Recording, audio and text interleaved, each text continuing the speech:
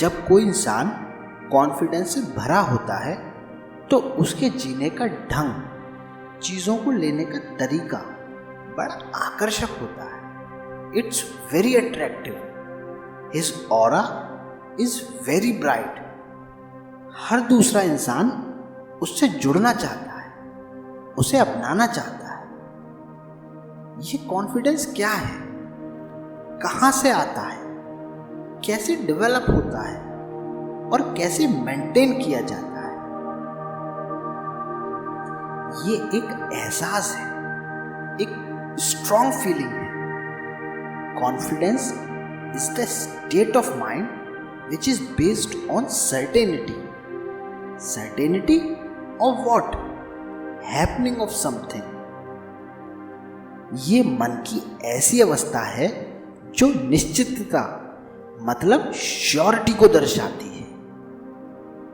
अगर हम अपने समाज में देखें तो एक इंसान दूसरे से ज्यादा कॉन्फिडेंट दिखाई पड़ता है। ऐसा क्यों? एक सिचुएशन क्रिएट करते हैं। मानो दो दोस्त एक ट्रिप पर जाते हैं। एक का नाम राजू और एक का नाम मोहन। अब आधे रास्ते में उन्हें याद आता है कि वो अपने डॉक्यूमेंट्स, अपने लाइसेंस वगैरह घर भुलाए। वहीं बीच में ट्रैफिक पुलिस की चेकिंग चल रही होती है। तो जैसे जैसे चेक पोस्ट क्लोज और क्लोज आता है तो उनमें से एक राजू, उसकी हवा निकल जाती है, हाथ पैर ठंडे हो जाते हैं, बहुत होपलेस हो जाता है। और वहीं दूसरा मोहन सिचुएशन को हैंडल करने के लिए एकदम तैयार होता है। अब चेक पोस्ट आता है, चेकिंग होती है।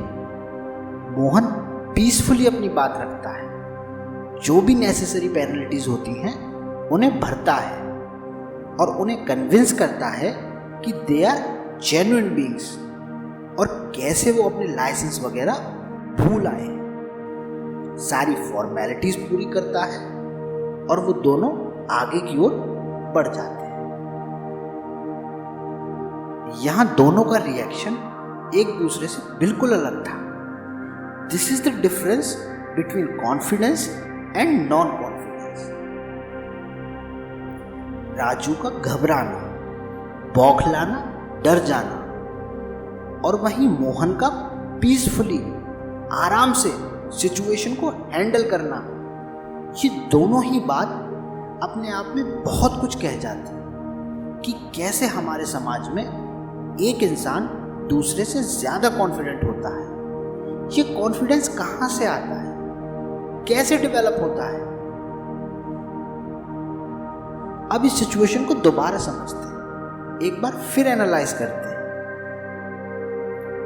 राजू क्यों डर गया? शायद उसने ऐसी सिचुएशन पहले कभी फेस ना की, या शायद पहले फेस करी हो लेकिन करनी ना आई हो, या शायद उसने सिचुएशन को ओवर एनालाइज कर लिया। और वहीं मोहन इस सिचुएशन को हैंडल करने के लिए तैयार था। क्यों? शायद उसने ऐसी सिचुएशन पहले कई बार फेस करी हो, या शायद उसने इस सिचुएशन को एक एडवेंचर की तरह देखा हो।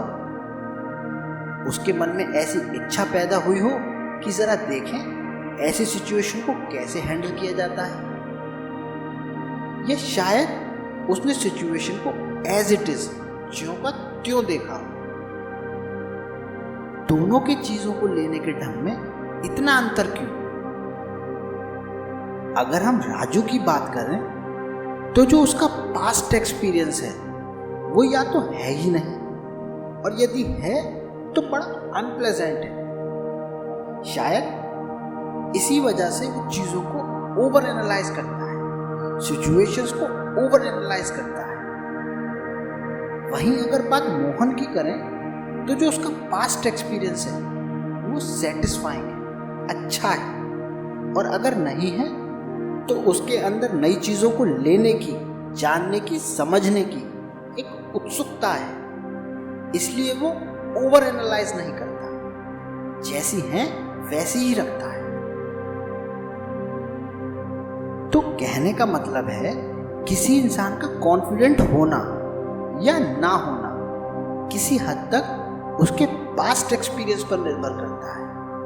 और अगर कोई पास्ट एक्सपीरियंस ना हो तो करेज के साथ, साहस के साथ इसे डेवलप किया जाता है, जो एक एहसास की तरह, एक स्ट्रॉन्ग फीलिंग की तरह आपके मन में एक स्थायी जगह बना लेता है, ठोस जगह बना लेता है।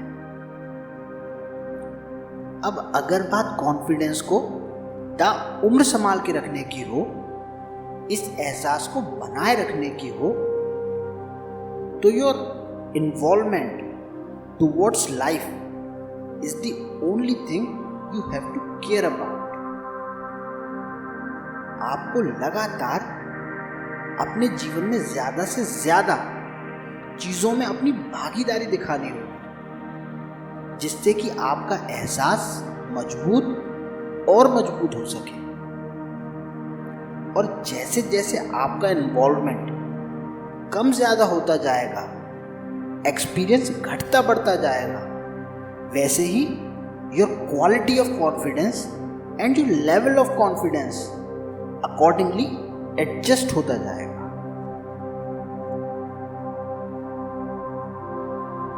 अपनी पसंद नापसंद कमेंट करके ज़रूर बताएं।